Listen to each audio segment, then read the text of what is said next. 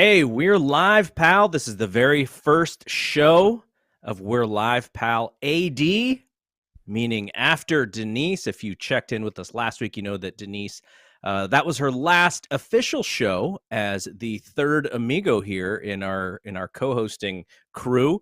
But Andrew and I are definitely here, so let's bring Andrew in. Andrew, how are you feeling? Our first show post Denise. I feel like we have to bring even more of our A game to make up for the replacement. Listen, no Denise. We gotta up the energy, right? Denise is high energy. She's really in your face, and we just gotta up the energy a little bit. I could put on a wig. Or I was gonna say, put on a wig and that photo of her in your office. Yeah, right over here. I got it right there. I think we should just zoom in on her every now and then and get a reaction. She'll always be with us. So, like we said, we will try and bring her back as a guest when she's got something that she wants to talk about in the near future. So she's not gone forever. She just can no longer do this show every week like we're doing. So there's lots of stuff going on in wrestling, but I feel like the thing that is getting the most thought, the most guesses, is who this AEW Forbidden Door person is that's going to show up on Wednesday's Dynamite to face Isaiah Cassidy in the qualifier match for the Face of the Revolution ladder? Is that the title here? I believe of this match? I believe so. Face of the Revolution. Face of the Revolution. Okay, so you can bet on anything these days. Like we talked about the betting odds for the Royal Rumble, and the people who I was chatting with when when the news broke that Ronda was coming back to the Royal Rumble, and I was like, oh, everyone go put money on Ronda. And lots of people made some money. There are betting odds for this AEW signing that is going to debut on Dynamite. And I think it's bizarre, right? do you find the betting on professional wrestling insane? I do, only because you can very clearly figure out with the odds when somebody has figured it out, or when somebody who may be in the know bets large dollars on it, because the odds quickly flip and then you've lost out. So it's more like you're betting for knowledge several days in advance rather than right up into the point of the game, which is kind of like how sports betting works. But okay, so I'm going to give you a list of folks. I'll go with the worst odds. I don't even know where I got these odds. Somebody posted it somewhere, and some of these will probably make you chuckle.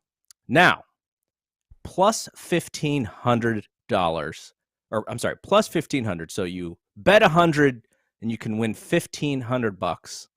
That person is Shane McMahon. I was gonna say I haven't seen it. I'll. Do you want me to guess? No. I just want. Let's just talk about each person. It's obviously not going to be Shane. Shane McMahon's not going to come to AEW and work under Tony Khan. That's not going to happen.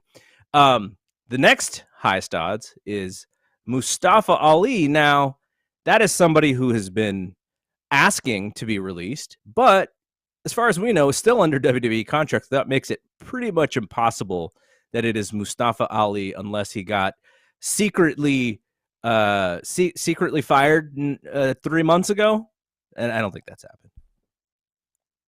I think the Shane thing is fascinating to me, first of all, because the fact that there is actually a decent amount of people online that believe that Shane can and will maybe leave and go to AEW, which is an impossibility. It's not even a concept that I think they could even fathom, considering he has all these NDAs I'm sure he's signed. And he's a McMahon at the end of the day. I don't think Shane knows. It's the same with Hunter, right? Shane knows where all of the bodies are buried. Oh, yeah. There's no way he could ever leave that company. He knows all the secret, everything. There's just be so much risk there. Shane, if Vince and Shane were just we're no longer father and son anymore. We're done. We're leaving each other. Then it still wouldn't happen because of all the, there's just too much risk in that. Okay, so. Based on Tony Khan's description of this person's going to come in, he's going to face Isaiah Cassidy. We know it's a male because there are also female wrestlers on this list. Athena, Ember Moon, Tony Storm were on this list. They are sort of disqualified because we know that this is going to be a male wrestler. So the next one is New Japan Wrestling's own Jay White. Now, I think it would be super interesting. I think Jay is great. I know he comes across as very boring to certain people, but I enjoy him.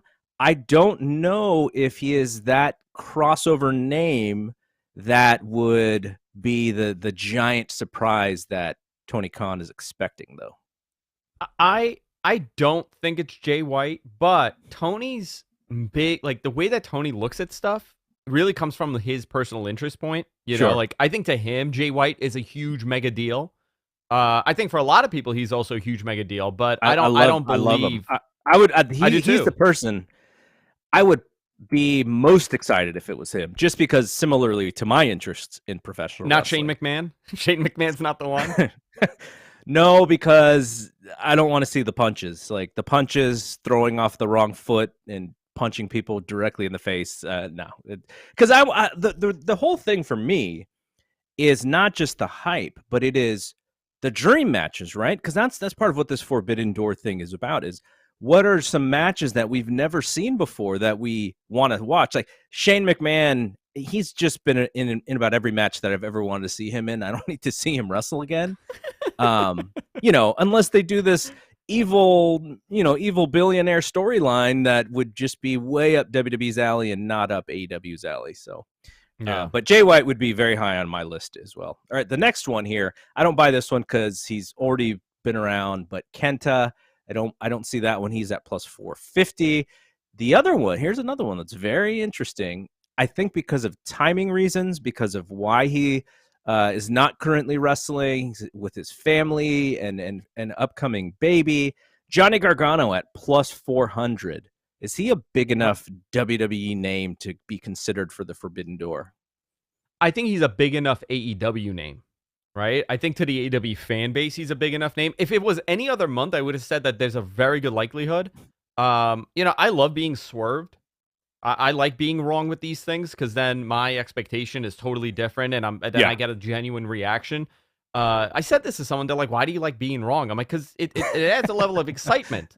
Like sometimes things, and then it kind of ruins it for you. But I think Gargano would be if there was an event for him to show up at, this would be it. But I know that I think Dave has mentioned it too numerous times with you on Observer and Brian. That, I think he's kind of holding off till the baby's here. Right. Yeah, and that makes a lot of sense too. Like, and that's why he's probably not the favorite, because if he was if he was ready to come, I think he would be one of the 2 or 3 favorites probably.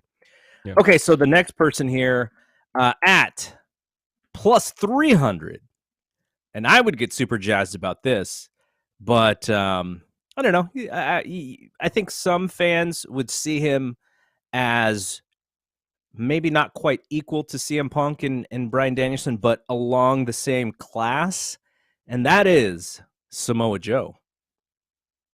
Yeah, so do you want a little scoop on Joe?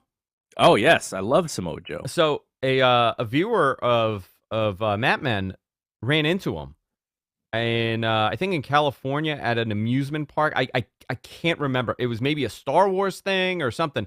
He ran into him and he like kind of asked. He's like, "Oh, when he coming back?" And apparently he's training. He's he's been training hard. He looked really healthy, and he said very soon. Joe is unfortunately he's been a bit injury prone, whether it's concussions or whatnot. And so I don't know 100% what his health is from that perspective, because they're pretty secretive about stuff like that. But if you told me that we have the 1 or 2 year Samoa Joe final run, kind of what Punk is doing, right? Like Punk is like, I'm here. Yeah. This is what I want to do. Here are the things I want to do with AEW. I want to put over young talent. I want to work with young talent. Like if Samoa match. Yeah. Like if Samoa Joe had a similar idea and could do it, like imagine Punk and Joe and Danielson in the same company. That would be pretty amazing.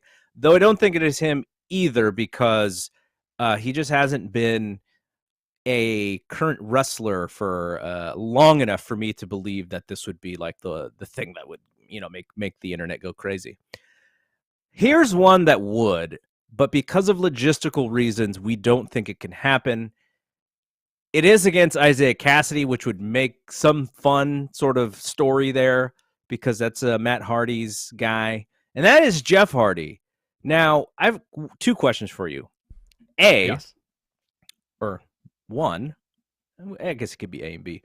One, do you think Jeff Hardy is coming to AEW? Now, I don't know when, we don't know, what time, but just down the line, is he somebody who you think Tony Khan will definitely sign to his roster? Jeff Hardy? Yes. I would say yeah. I think he's, and here's something interesting to look at, right? Like you and I, closer in age, right? Yes. Generationally, when it comes to pro wrestling, Sure. there is an entire generation that's a little younger than me. Maybe my brother's age, like 10 years younger, because my brother's 26, 27, 11 years, 12 years younger than me. Jeff Hardy is like the biggest star for them. He's up there. He's top 5 of that era. And to us, like we obviously he's a mega superstar, but I never had that emphasis on Jeff Hardy's like singles run as like, my God, this is the greatest thing ever. Because I think generationally, I didn't connect the same way that the younger fans did to a key demo of theirs. That's a huge, huge get. I do believe he's going to end up there. I don't think in a singles run. I think he's going to show up with Matt, and they'll do a Hardy's run. I'd love to see him and Punk one last time. I mean, there's so many matches for Jeff, and we've really never seen. I mean, we got to see TNA Jeff, but that wasn't the best version of him. We got to see Impact and TNA Jeff. I'd like to see this one of him, like a little different. They're very creative, both Matt and Jeff. I think in the tag division, knowing how competitive this thing is with FTR and the Bucks and everybody else over there, phenomenal get. I agree with you. My son, who is 21, that was his favorite wrestler growing up. I think I told this story before, but at WrestleMania 26, we were at an autograph signing that, we had one of the packages, silver package or whatever, you got to go get autographs, and it was Punk and Luke Gallows. Serena Deeb may have been there as well. And Luke Gallows goes up to my son and he's like, "Who's your favorite wrestler?" And my son just freezes. And so we get the autographs and we walk out. I was like, "How come you didn't tell him who your favorite wrestler was?" And he was like, "Because it wasn't him." And I was like, "He knows that your favorite wrestler was not him. There's not too many people who were saying Luke Gallows is my favorite wrestler at that point." But like Jeff Hardy was his guy, and it's so interesting that you say that, because I mean, who influenced the Young Bucks, right? Like that's their guys, whereas our guys would have been, Midnight Express or somebody like that. Maybe for me, you're probably a little bit younger than that, but British Bulldogs or whatever, right? Like for those guys, it's definitely the Hardys, and they're so influential. And it'd be great because they did the run. What was that, like 4 or 5 years ago when they did the Hardys and the Young Bucks at ROH which I guess they only did it the one time, right? Yeah. Yeah, and they did at WrestleMania. Okay, so now my second question. Also, go ahead. Jeff inspired the one of the worst aspects of pro wrestling, and that's the indie Jeff Hardy clone, which kind of it was inspired by creator wrestlers for the wrestling, the gaming, all the games. I find that so funny that there were in like the mid 2000s, there was hundreds of Jeff Hardy clothes on the independent circuit, which was fascinating to me. Well, it was he was like the new version of Mick Foley in a sense, because when Mick Foley as Mankind won the WWE title, he's very right in the books, and he's very, very famous. All these guys were like, "Oh, so I don't have to look like Hulk Hogan and I can be a wrestler. I just have to be able to take this punishment." And so, it's kind of like the Bizarro version of that is because, Jeff Hardy doing all the things that he did. Okay, so second question is, this is a little bit more of a serious question. WWE said, go to rehab or you're gone, right? Like that was the terms of his release. It seems it, yeah. And I think his argument was, what am I going to rehab for? Where's my drug test? result. And so we don't know exactly that story, but there is some question maybe about his that John Moxley very truthfully told the world, hey, I have this problem. I need to go get that problem fixed. Jeff Hardy was released for kind of not acknowledging, or maybe he doesn't have this problem that WWE thinks that he has. So it's a little bit interesting how publicly that would come across, because it's a little bit of a different story. And I mean, they're the upstart. They're the number 2, and they're trying to get to number 1. So you take more chances. But I don't know. I don't know what that means. I don't know what the risk is. It's probably one of the things that they have to do, but it does leave a little bit of worry about both him and other people there as well. Yeah, I don't know. I hope, listen, nobody wants anybody to have any kind of problems like that. I know plenty of people growing up here in Queens where it kind of takes a hold of you. He knows himself better than most. Yeah. I could tell you that if it was just like he has a history of DUIs being within the company since he was there. There were a couple incidents that happened that people discussed. And then there was that house show incident that kind of spiraled all this. So, I hope, I hate going into people's personal lives like this, even the John Moxley stuff. He was out and open about it. To me, I don't like discussing other people's issues, but I hope he's fine. Matt said that he's happier than ever. He has no stress now that he left WWE. So, I don't know what happens to people over there. Something happens. Yeah. I know it's very high stress. It's not like you go and you wrestle and you're done. There's 5 million commitments that these performers have to do. So listen, if he could do a couple spots for AEW every now and then, every couple of weeks he wrestles, and he could be at home with his family, that may be the most healthy thing for him. Sure. That's a good point. All right, let's finish out this list, because we're coming to the folks who you're not going to make a ton of money if you guess these guys. So Will Ospreay at plus 200 would be another real great. Him and Jay White are probably at the top of my list, just based on my my enjoyment of them.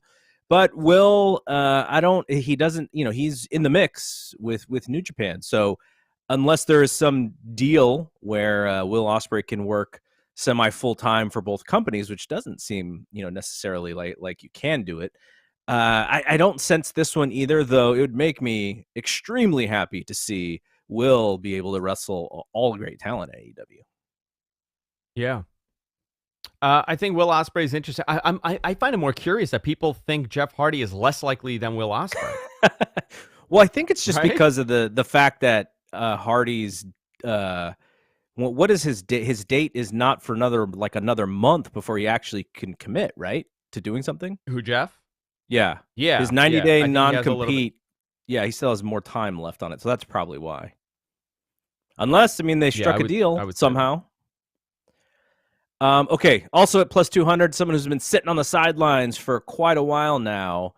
I don't know why it would be time for one Bray Wyatt, but he is one of the 4 favorites according to the odds that I'm seeing. Thoughts on Bray? I don't think this is how they would debut Bray. Yeah, I don't either. I would love to see Bray there. I think he's so talented as a performer in the ring, and I think he's a very creative guy. I'm more selfishly, I want to see how he reinvents himself more than any other program he gets himself into. Mm-hmm. I think that's going to be the most interesting thing about Wyndham, because it's so synonymous. His character himself is so synonymous with the Bray Wyatt character and the evolution of that, going from this cult leader to essentially a ghoul. Yeah. Right. He was a ghoulish type figure. I don't know how he'll reinvent himself, but I hope he shows up eventually. I don't know what the holdup is. I don't know if it's a personal thing or a health thing. I don't know. Mm-hmm. But I don't think Bray is very likely to be the one. Yeah. All right. Now we're getting to the nitty gritty here at plus 150. Somebody who Impact Wrestling would really love to re-sign here. Probably not a big enough name value guy, though. Brandy Rhodes did name drop him last week, and that is Josh Alexander. From a wrestling standpoint, would be fantastic. I don't know that the name is big enough for this announcement, though. What do you think about Josh?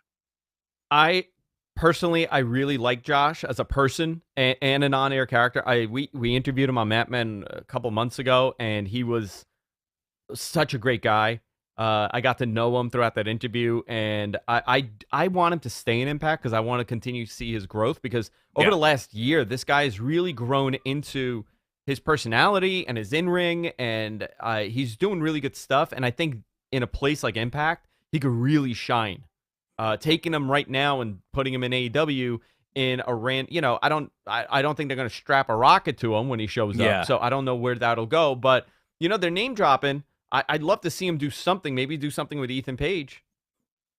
Yeah, I know. I agree with you. He could also be someone who gets lost a little bit in the mix there, because they have so many talented guys. Like, you look at someone like Jay Lethal, and it's like, where's Jay fit? Like, he's great, Jay but fit? Yeah, So, okay, last two are former WWE and NXT talents on this list. Both of them were released this year. One of those is Karrion Kross at plus 130, and the first person, the favorite according to these odds to land in this spot, is Keith Lee. What do you think about Kross and Lee?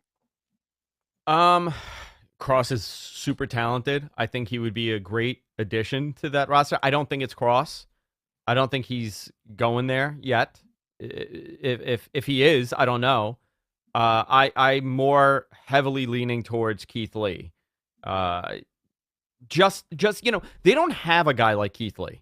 They have a lot of big guys, but they don't have guys his size that could move like he's like 170, 180 pounds. Mm-hmm. He's charismatic. You look at him and he's just so likable. He doesn't even have to say a word, and you kind of like him. He just has that kind of face. I don't know how to describe it. Like, every time I see him, I go, he looks like such a nice person. Yep. Yep. They don't have, and everybody struggles with a top baby face like this, right? And we see this happen where if I told you, list me your top guys in AEW, who's like a clean cut baby face? You really don't have too many, other than Hangman. Hangman's a baby face, but you really don't have that on the top. I think if you're looking to position him in a top tier position, position him in the top tier position. Too many of the same words happening right there. If you were to put him there, I think he would be a great get for the babyface side. And think about all the opponents that you have naturally in there for him. Him and Adam Cole have like a 6-month program already built in. Yeah. You can do so much with that. I completely agree with you.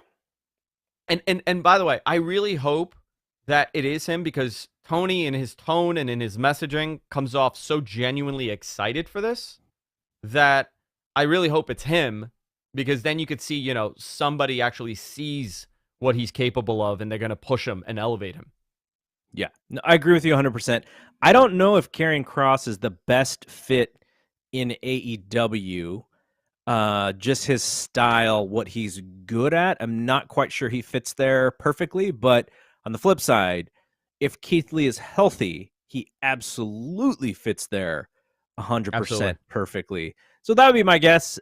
I'm also guessing it has to be a WWE guy for Tony to be, like you said, very excited, right, to take another WWE person who WWE failed with both of these guys. Really, they earmarked Kross as like the guy, and then they just dropped him. So it's kind of one of those things where Tony can take somebody, let them be more of them, flip them around, and if they're successful, then you're creating this pathway for former WWE talent or even current WWE talent to go, man, he's doing such a good job with guys here who can't get over. Maybe I have a better shot over there on the other side. Yeah, and someone like Karrion Kross, he wasn't really given a chance on the main roster. Like, even in NXT, he showed up, He was, he didn't really take that character and put it on WWE TV. We didn't get to see that NXT version of him because he Yeah. became, a cartoon. And Keith Lee was there for a while. And, everybody praises that NXT run that he had, but I think people forget how long he was there before he got to that point, right? And Hmm. as someone that's seen Keith Lee on the independents numerous times, you're thinking like, why is this guy off TV? I used to say it all the time when he went to NXT. Why isn't this guy in a top position on the main roster, Yeah. on main positioning in NXT? Um, you know, eh, they operate very differently. They don't look at wrestling the way that we look at wrestling. They have this formula to things, and they brought him up to the main roster, and he was over when he showed up. He did he did that stare down at Survivor Series. That was really over. He did the Royal Rumble spot. That was really over.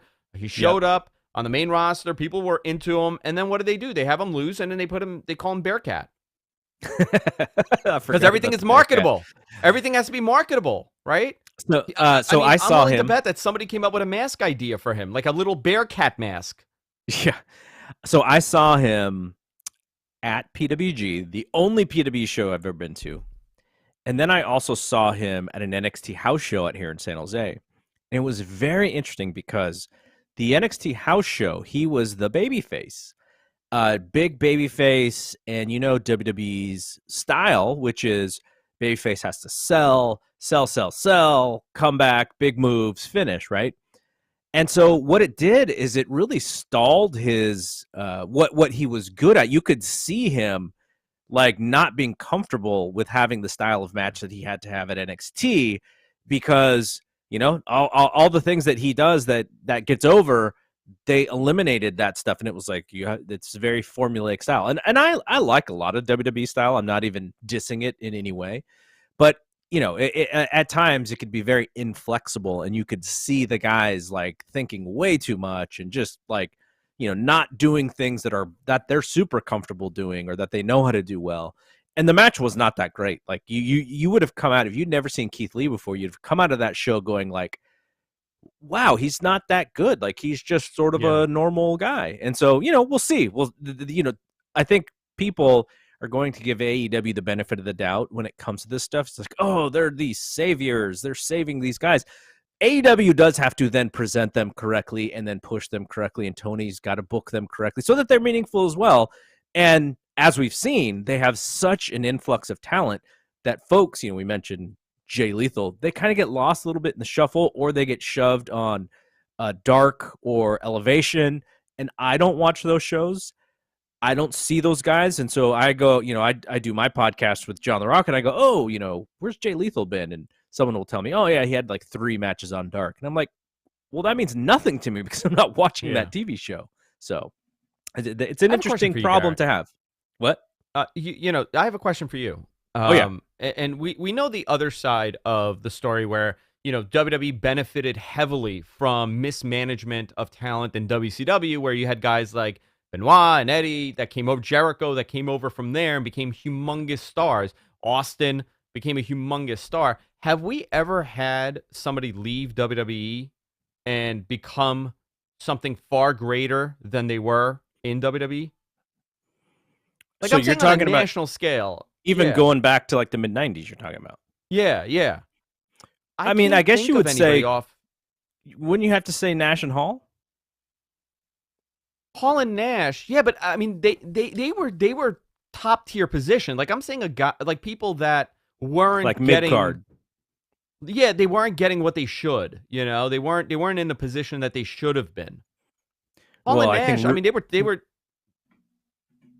Russo would say Jeff Jarrett, right? Russo would say Jeff Jarrett should have been a top guy, and he was only in the Intercontinental spot, and Austin didn't want to work with him, and so he pushed Jeff Jarrett to the moon.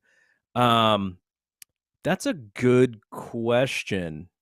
See, that's where that's where If Jeff Jarrett's your answer, if Jeff Jarrett's the answer, I don't know what to make of it. No knock at Jeff. He's fantastic. He looked great by the way in GCW, but I find that interesting. So this is probably, if this does happen, right? If you start seeing some of these guys go over and they do way better and they become something that they weren't, this would be the first time in that company's history that they are not managing their talent,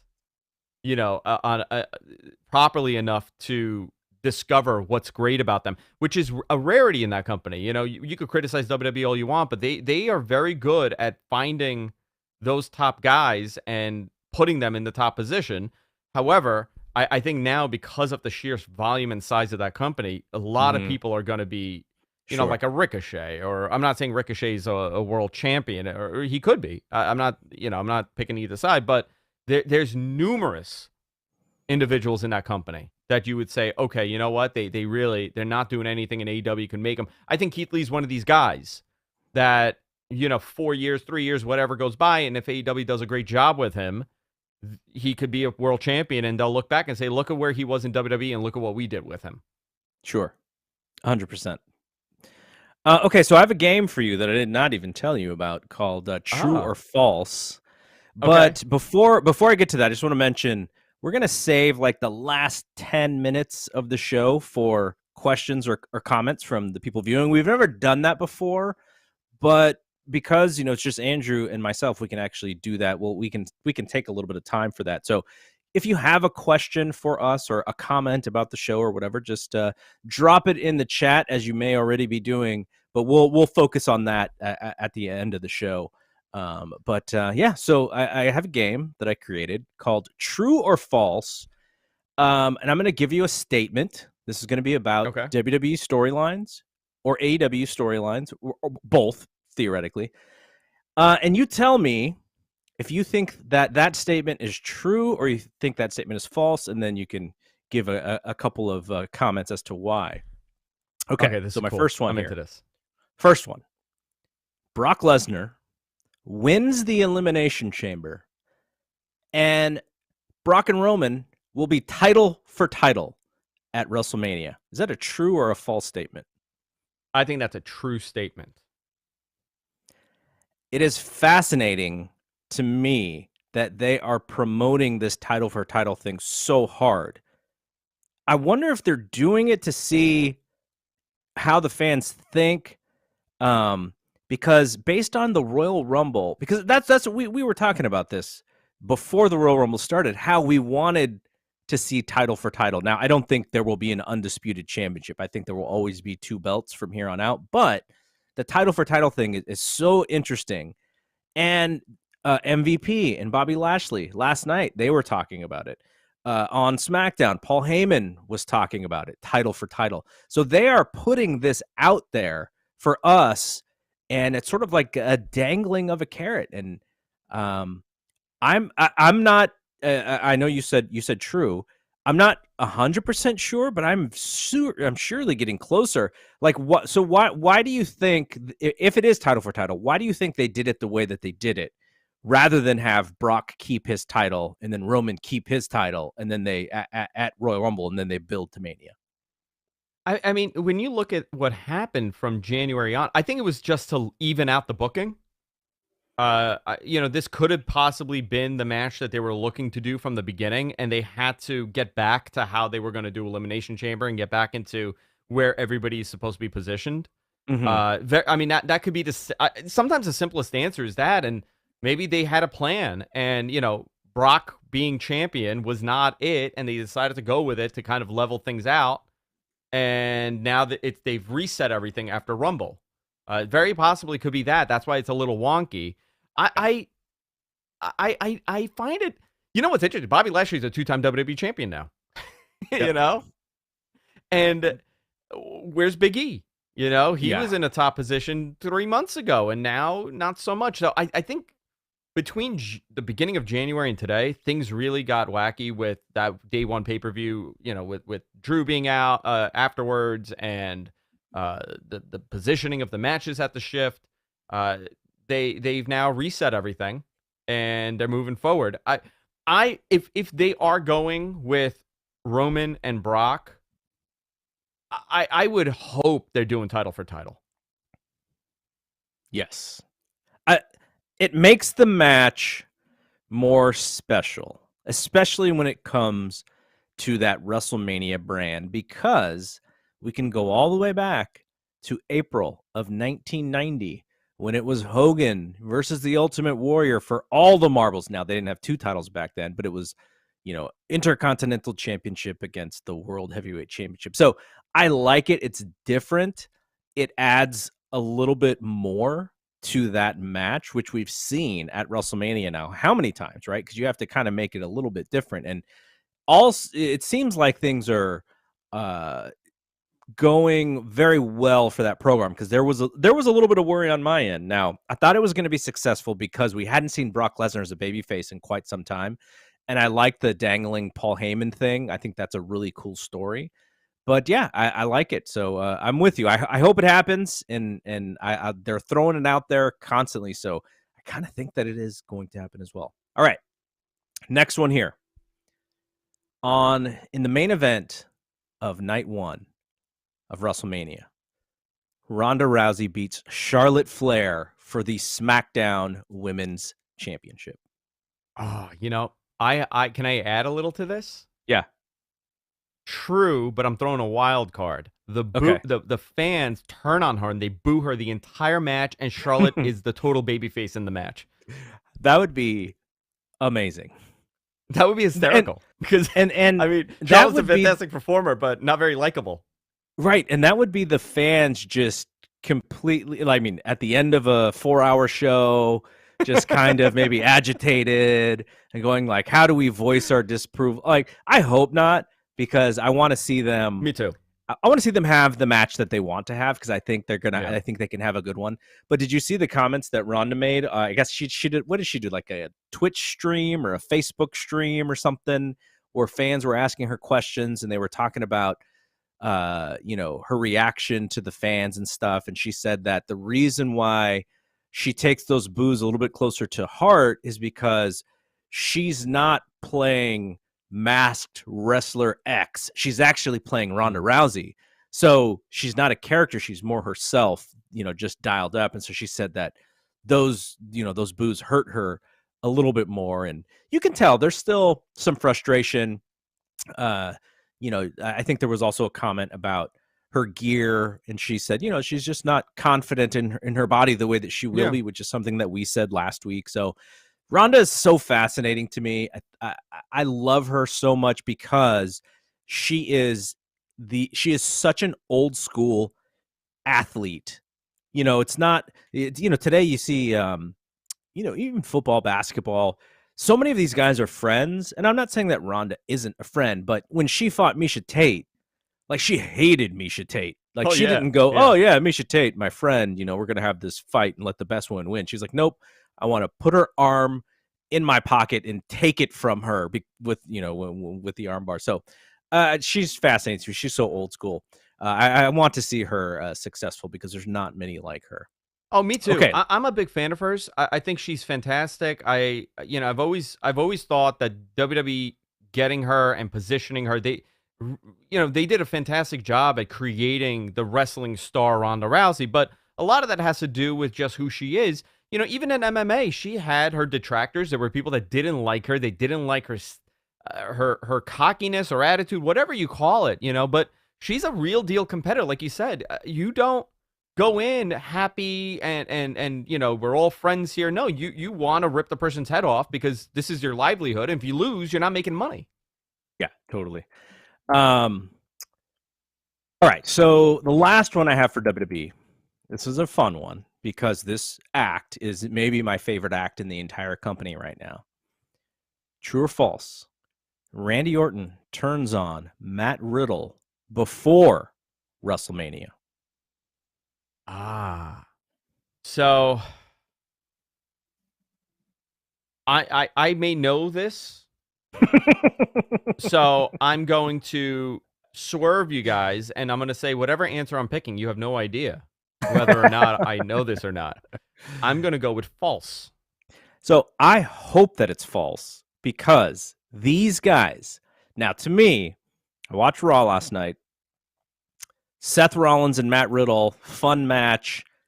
Of course, the goofy WWE booking, it turns into a tag team match, like of course it always does. They did the same stupid thing on SmackDown too. That segment with them doing the Quiz Bowl was my favorite segment of the night. I was so entertained to watch Chad Gable and Matt Riddle answer trivia questions. Like, so fascinating to me. These guys just answering questions and doing so in such an entertaining way. RK Bro, keep them together forever for as long as, let's delay this splitting up. Randy Orton looks like he's having so much fun. Matt Riddle looks like he's having so much fun. I know Orton didn't really like him in the beginning, but now they're buddies. Like, let's just keep them together. Like, there's no reason. We don't need to see that match. But we do need to see some more RK Bro. So I'm with you on the false there. If they do it and they do break up, I hope that it's to position Matt Riddle in a higher position. Obviously, Matt Riddle's been climbing that ladder the last year or so. He's kind of become he's so. I'm shocked how he became so comfortable in his WWE role, because I used to see him on the Indies and it was a very different character, very different Matt Riddle, very serious, MMA guy, shooter, great athlete.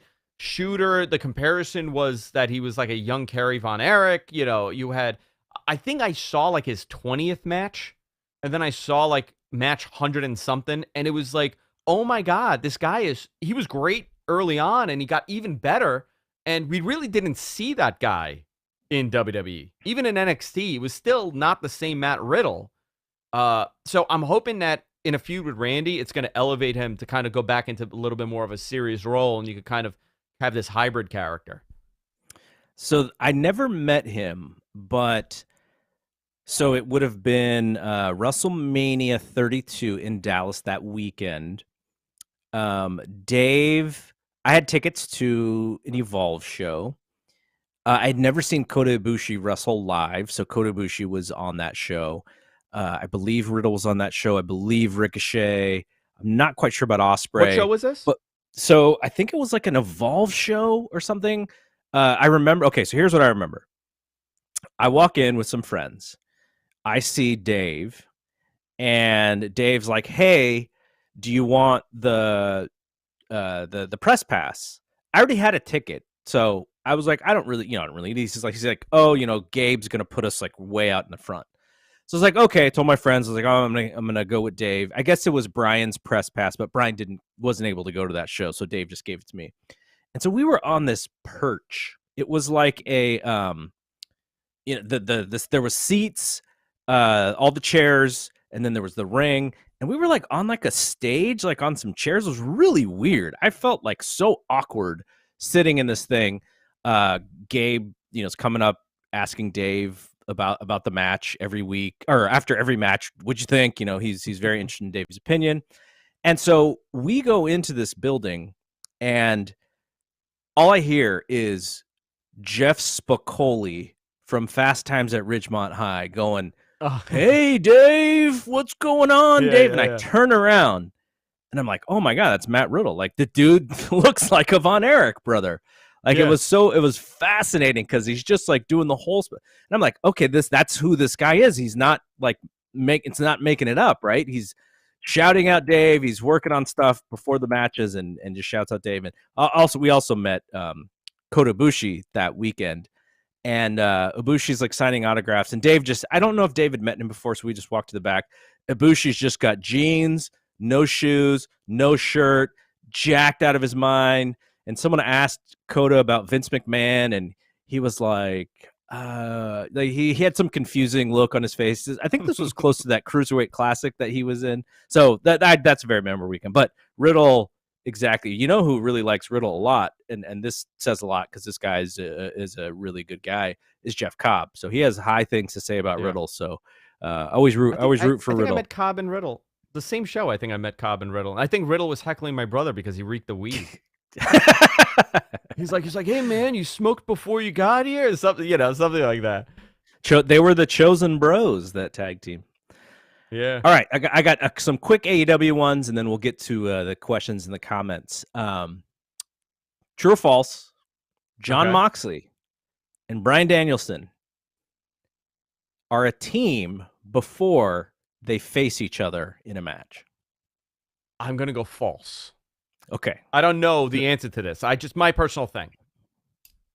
Because when I watched Dynamite and Bryan Danielson was telling Jon Moxley, I want to do all these things. I want to take Daniel Garcia and these young guys and bring them into a stable and let's show them the way. I was like, as much as I want to see them wrestle, I want to see this stable first before they break it. Like, let's do it for a year, right? But, well, Danielson's a heel. I don't know if Moxley should be a heel right now. Anyways, I was fascinated right now. That. Is Moxley a heel or a babyface? I don't, because he's wrestling like a heel. He's got to be a babyface. Yeah, he's wrestling like a heel. I don't know. He is selling a lot though for these guys, so he's kind of selling like a babyface. Okay, Kenny Omega, true or false? Kenny Omega is back by the Revolution pay-per-view. Oh, that's such a good one. So if he is back for the pay-per-view, who does he face? He could get the title match, which I will ask that next question. There is a match with Moxley. There's a match with Danielson. They could start the Adam Cole stuff, so it could be like a trios match with the Bucks. I got it. You ready? This is how I would do it. Let's do fantasy booking here. All right. Omega comes back. It's a month from now, right? Yeah, less than a month from now. Omega comes back. He uses his rematch clause for the title, right? Bumps Adam Cole out of it. The Bucks are like, no, Adam, don't worry about it. Listen, it's Kenny's, and then you'll get your chance and whatever. And Adam Cole totally turns, interrupts, comes in the match, costs him the match, does whatever, and now you have the Adam Cole and Kenny Omega feud. I like it. I'm in.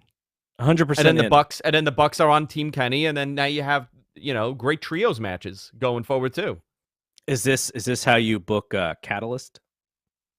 This is exactly how but I'm normally drunk when I'm booking Catalyst. And everything ends up on a pole match. I think it's the New York in me. At some point, like my third drink, I'm like, bro, listen, bro, you're gonna put them on a pole, and then and then they throw me out of the room. That's how it ends. My buddy Paul Fontaine told me that you guys have a term for the Forbidden Door, but it's like something. What is it called? God, it's past. It's. Hold on, I'm gonna get yelled at because I just spoke to him on Twitter too, and he was like, "Dude, did you come up with this?" I'm like, "No, I didn't, but it's brilliant. I got to look at it. I got to pull it up here because, of course, Facebook doesn't work. Where's Paul? Here we go. It is the Forbidden Crawl Space." Oh, that was amazing. Listen, we're wrestling in schools and in armories and bars, so a crawl space works perfect for us. All right, last one. Now we talked about Omega, if gonna get the next shot or whatever, but Adam Page. Now this is after MJF just beat CM Punk, his first loss in AEW. MJF is set to face Adam Page at Revolution for the world title. I'm going to go false. Okay, so MJF, we mentioned Omega, Adam Cole. Those are three possibilities. Is there any other possibilities for who could get the title match? For with Hangman? Yeah, with Hangman. Maybe Mox, maybe Danielson. I think in reality, it should be Adam Cole or Kenny if Kenny's around, and you could do both endings. You could have Kenny costed, or you could have. I want to see Kenny and Adam Cole, it really badly. I don't know why. I'm like, oh, it's an interesting matchup that I haven't seen. Nobody has really. I mean, that's not a match that we've seen really. We didn't see it in Ring of Honor, did we? I don't think so. Okay, so get some questions ready, but I just wanted to mention the Denise thing here. So what are we going to do without Denise? How are we going to continue to do this show? Andrew and I have some ideas, as you can tell by his brilliant booking of Adam Cole and Kenny Omega here. Creative guy, we'll figure out something, whether it's adding a third person again to make it a trio. Because right now we went from the trios team to back to the tag team. So we will do that. We'll I think we're just going to brainstorm. We're going to come up with some ideas. If one of us can become the booker that Denise once was, we'll also try and maybe bring on some folks to join us as a guest until we sort of figure out how we're going to do this rotation here. So that is kind of where we're at. Andrew and I are going to talk more about what we want to do. But if anybody has any suggestions, shoot them over. gg@fightgamemedia.com. If you have some thoughts about folks you've seen do shows who you think would be a good fit, I'm open to like working with people. So if there are also people who want to, shoot their shot and want to come join us, like send us some emails. I love looking at content creators and seeing what other people are doing. Okay, no, so we absolutely. do have some questions. And I love doing a show with you. I just want to say that I love doing a show with you, and we're going to continue doing this, like you said. And I'm looking forward to whatever we do. This evolution. is a lot of fun, the show for me. Yeah, I have a blast doing this, to be honest. Yeah, no, it's fun. Okay. Therapy. So let's read the questions here. So from Twitch, Victor Varela 17 says, do you want to see Jeff Hardy on a ladder so soon? Yeah, I'm cool with that. I mean, it would be a way to get him over very quickly, right? Like that's the match that he's great at. Yeah. You know what I'm looking forward to? The backstage interaction with Christian, where they mock him for his brother missing. You know, where's your brother? Yeah. I want them to constantly talk about that. I mean, what do you think? You think Jeff? Do you think he would fit in this well, or do you think they should just save him for a tag team? I personally would save him for a tag team because I think that storyline, the way that Matt would tell it, would be a little bit more creative. Like, because look, Matt's a creative guy too. He wants to do things that are a little bit different. So I would trust that Matt would have some creative stuff to bring him in. So I don't know if Jeff should necessarily be a surprise, but maybe they could do both, right? You could also, because Matt's been, they've been, I guess, subtly teasing it. They haven't been out and out teasing it, but there's a setup there for sure. Okay. Let's see. What do you think about Britt Baker and Thunder Rosa main eventing either a pay-per-view or either pay-per-view, Revolution or Double or Nothing? I would be for it if the build was great. I'm a big Britt Baker fan. Look, I have her boots right here. You do. I got her boots. These my buddy Bob got it for me as a gift. He won it in the auction that they had at Arthur Ashe. I think the proceeds went to kids of 9/11 victims. So I think that was a charity. I could be right, but it was a 9/11 charity. And he won these boots, and I'm a big fan of hers. I think she's fantastic, but I think if it makes sense if the program is super over, more as much as any other main event that they would put on in that position. I think those two could tear the roof down. They are definitely a main event act. It just depends on what else is happening. I agree with you. I think if the program calls for it, they could do it. I would actually do it similar to what they did on the Saturday night special. By the way, do you know if they're going to have more of those Saturday night specials? I believe so. I would do it there. Yeah, you know what? I think so. I have to look at my notes because when we kind of broke that story on Mat Men, I believe it was said to me in the way that this is going to be an ongoing thing. Mm-hmm. So maybe they do it quarterly. I think it might be a quarterly thing. Do you know how TNT was, if they were happy or not with those ratings? The ratings were good, right? It was like in the 7s. Yeah, I don't even remember. Because there was so much content that week. Yeah, that week was hectic, but I can find out actually. That's a great question because I don't remember when I spoke to someone at TNT or Warner Media. They didn't. I don't remember them indicating that they weren't happy. They just brought up the rating and they said, well, they're experimenting with time slots because I kept pushing. Why isn't this 2 hours? Right. And we'll see it on Rampage, by the way. Rampage is going to be on at 7, right? Yes. Yes. Okay, so another question is, how are we feeling about matinee Elimination Chamber on a Saturday? I love it. Get wrestling out of the way. Yeah, I love it. I love that it's a matinee show. I love that it's early. I have no problem doing like a 4-hour watch along in the That's what afternoon I was going to and ask having you a if you couple want. drinks. I'm thinking about doing it. I don't know. I gotta check my schedule because weekends with the kids, Yeah. it gets hectic. But I believe we're gonna do a watch along, and I'm excited for that because it's a little bit different. I like changing things up. I hate sticking to the same routine, and to put on a pay-per-view, a PLE premium live event on a Saturday afternoon at noon, I'm all for it.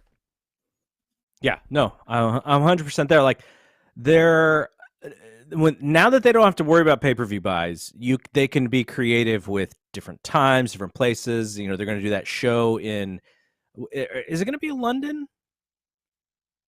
So that show, that stadium show in the UK, they're doing a thing at Wembley, right? Aren't they I don't. doing something? So Tony Khan mentioned another international event, and so Dave Oh, you're talking said, Tony Khan or Nick Khan? "I'm sorry, Nick Khan. Yeah, Nick Khan. Okay. Um, I believe WWE's doing something. Let's see. Did they announce it? WWE coming to London Super Show Saturday, November 6th at Wembley. Hmm. Oh, this is 2021. Sorry, this is 2021. So that is not Yeah, happening. so Nick Khan just mentioned international event. And when I asked Dave about it, he says he thought it was the whatever they're doing the UK thing.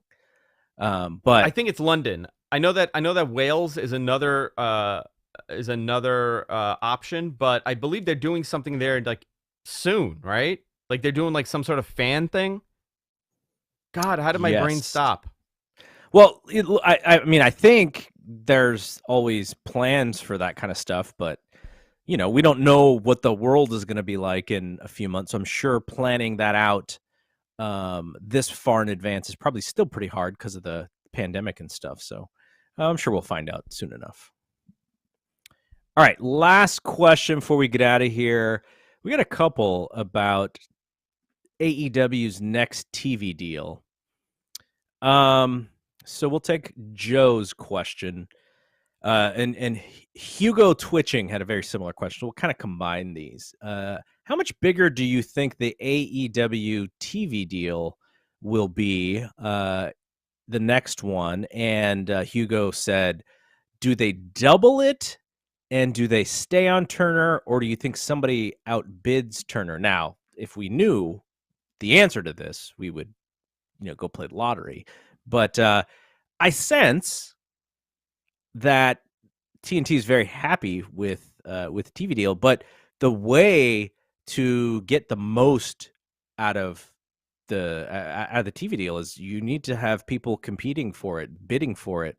I imagine Turner has some sort of first right bidding to kind of get in early, the early bidding or whatever they call it. But like that's what if Nick Khan and WWE has shown anything, you get these people to bid for your services, and then that creates the competition and that gets the price up. So whatever it is, I would imagine Turner's happy with the show, but the way to maybe get even a little bit more is to actually have people bidding for it. So do you have any thoughts on what they could get?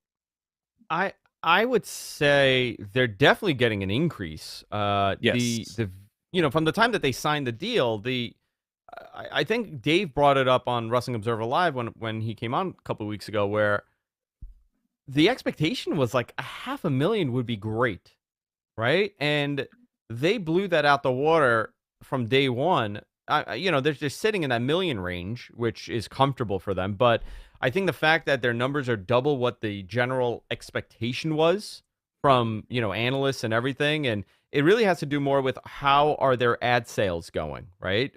But at the end of the day, first run sports programming, very unique programming, niche programming. It's your key demo that you want to attract advertisers to. I would say at least a 30% bump, bare minimum, as far as rights fees go. But if they doubled, I mean, what are they getting? 50 million or so? I mean, that was the rumor. If they're getting $100 million a year, that's something, that's a lot of money. And the other thing is, as if we're studying what WWE is doing, WWE has the network, so they're selling all the old content, and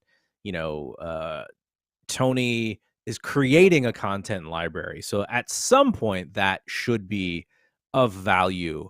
They're also, there's these different kind of rights in different countries that you sell to. WWE, Nick Khan was talking about the second day airing of Raw and SmackDown, which I love because that's how I watch both shows.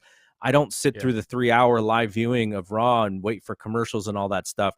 I watch the Hulu cut, which is the 90-minute version, which is a really good.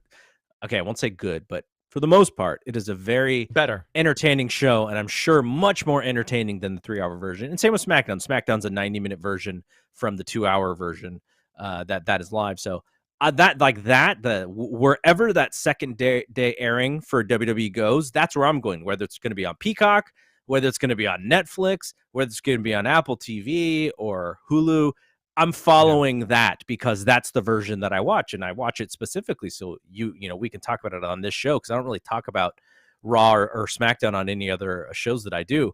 So that is another thing, right? If they can somehow figure out, I don't know how many people watch on TNT Drama or whatever that app is called, but, or Bleacher Report, there's other things that they could do.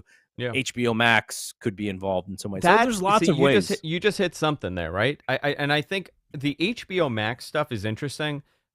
Somebody mentioned to me that it had more to do with the way that their architecture is at the time, right? Because they weren't doing live, but now I think HBO Max has live feeds.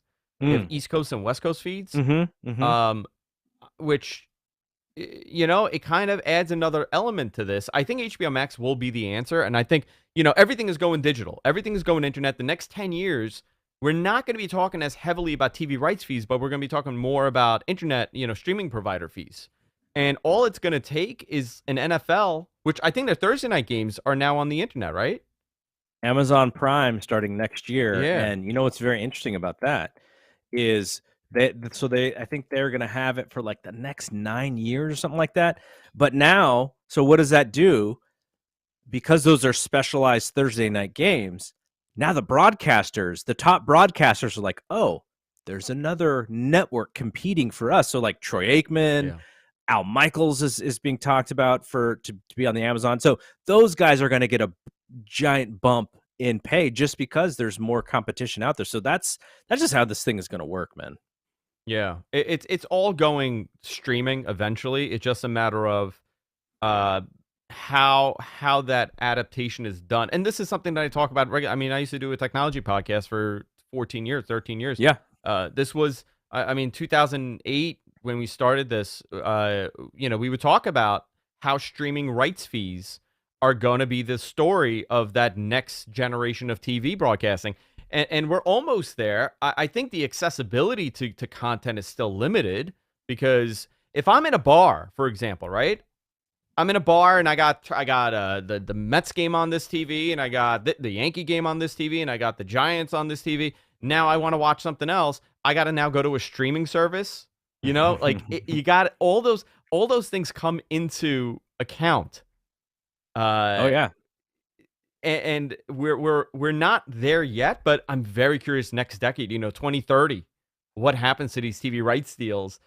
Is WWE getting $1 billion a year to be on broadcast television, or are they moving over some other platform and getting $1 billion there? I think the key to all of this stuff when it comes to the streaming rights is Amazon is sticking their pinky toe for live sports with the NFL. Apple TV and Netflix, Apple has like the most money, right? So they could theoretically do whatever they wanted.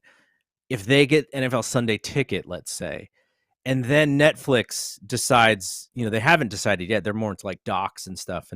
But if they decide, oh, maybe we want second day rights, WWE, like just the competition, that's what Nick Khan is betting on, is that all of these very, very rich tech services, tech companies that they just go bonkers for this stuff because it just makes everything else more valuable. And you have a consistent weekly programming dedicated like WWE, like they become super valuable. Even if like we look at it and we go, wow, like when we were watching wrestling, like there was so many more people watching, and today there's not.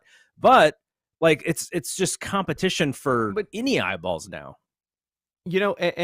and that's and here's the interesting thing, right? And you said, so I know we're over time here, but I think this is a fascinating conversation that I don't have too often. When you look at WWE, let's say WWE for example, right? You look at their TV viewership. Obviously, in 2000 at their peak, they were getting 5 to 6 million viewers per episode, average. So like, what was it? I think at one point it was like 11 million people would tune in. Their overruns were out of control. Those people very possibly are still in tune with what's happening. Their viewing habits have changed. I'm not saying this is true. I think there is some truth to this. I think the same truth exists for AEW on their viewership. But with WWE, you have their YouTube channel that they put the clips on immediately. Yep. So if I'm a little disenfranchised, which a lot of us are, I'm going to go to their YouTube channel while it's happening and see what's going on. They're uploading as it's going on. Twitter is telling me what's happening. Facebook is telling me what's happening. So let's take it further. Why don't they have a TikTok and Snapchat feed similarly? Like maybe because of the way that we watch on our phones is a little bit different. Maybe you don't upload the Bobby Lashley and MVP promo, but what you upload is Bobby Lashley walking back in the curtain and going like, doing another 30 seconds on Brock or something. Like there are so many different ways that they can create content. It's almost like WWE, is sort of like a Truman Show. Like every wrestler in the back is like the Truman Show, right? There's just a camera in front of them. Everything is being recorded. Their voices are being recorded. Their faces are being recorded. Then they themselves record and put it on TikTok and do crazy dances and stuff. So they are their own content, right? They are the brand. They are their content. Like I think we're going to see even more of that stuff as people figure out how to take even more advantage of like a TikTok and a Snapchat and whatever else is coming after. It's a production house. WWE's a production house. That's what they are. They're creating content, and the providers are paying them for that content. I wouldn't be surprised if a couple years go by and they bring back that Vince McMahon style talk show. It what did I call TNT? TNT, Tuesday Night Titans. Bring Vince out to do it. I wouldn't be shocked because they have the ability to turn out immediate content like nobody else. And that's what separates them from a lot of other sporting brands or second tier brands too. Like they're doing a lot. The NHL doesn't do as much as they do. They're constantly, they've caught up to this level of a sports franchise, a sports brand, a league that's able to turn out so much content with the bump. I can't keep up anymore. I don't know who does. I don't know if anybody watches all of it. So, the one, and we'll end this now, and we're over, but this is kind of interesting because it's sort of what we do, which is I did a poll in my Facebook group, the Fight Game Media Network Facebook group. I said, okay, non-observer, non-Fight Game Media content, what podcasts are you listening to related to boxing, MMA, or wrestling? There was one person who said the New Day podcast. And I thought there was going to be more New Day podcasts. So the one avenue that they have not yet figured out is this podcasting game. Now, I know they have a deal with The Ringer. The Ringer's going to do some stuff. But, the New Day show, I know that show's pretty popular. And look, Big E, this is where we're all like, hey, Big E is so good on this thing. We need to see more of him on TV. Same with Woods. I know they have the Corey Graves show. I don't really know that many people who listen to the Corey Graves show. So that is an avenue that they have not yet decided that that's where they want to go. Like, why doesn't almost, not everybody, but why don't more people have podcasts on a network? They have Austin doing essentially a podcast on TV on their network. Yeah. Why does Mick Foley not have a podcast where he's interviewing old WWE stars, or going over old angles, or why don't we have the, This Is Your Life Mick Foley, where it's like, oh, now we're going to talk about this match that he had from, 1999, and, like all that. So I don't know why they don't do that. Maybe it's just, it's too, you need to have the right people, and it's another wing, and you have to hire more folks, and there's production, and you and I know that part of it. But that's where I'm like, they have not yet really done anything there, and that's another thing that they could do, and then make more money. So I know that they wanted to create a podcast division 2017, 2016, 20 something around there. They were very gung-ho doing something, and I know it just died out. They just stopped. They got the tickle when Austin's podcast and Jericho's podcast was really booming. Yeah, they got tickled by it, and they were heavily exploring this. But I don't know where it went wrong. Yeah, why is Steve Austin not doing a podcast for WWF? Like, weekly, why is that weekly? Yeah, weekly? And he'll have access to all the current talent, and he will have access to all the talent who I guess would still be in good standing with WWE. But like, why isn't he doing one? Why isn't why haven't we heard the podcast with Stone Cold Steve Austin and Dwayne The Rock Johnson? Like, imagine like that thing, or maybe when The Rock goes on the Broken Skull session show. But yeah, like there's so many things that they could do. That they're doing great figuring out how to sell their content. And this is just another thing that I'm actually surprised they're not doing, but that they should. All right. So we'll be back next week. And we'll have some more ideas on what we want to do with this show. Thank you for your 72 minutes of both either watching or listening on F4W online. But for Andrew, I'm Double G. We'll see you when we see you. Peace out.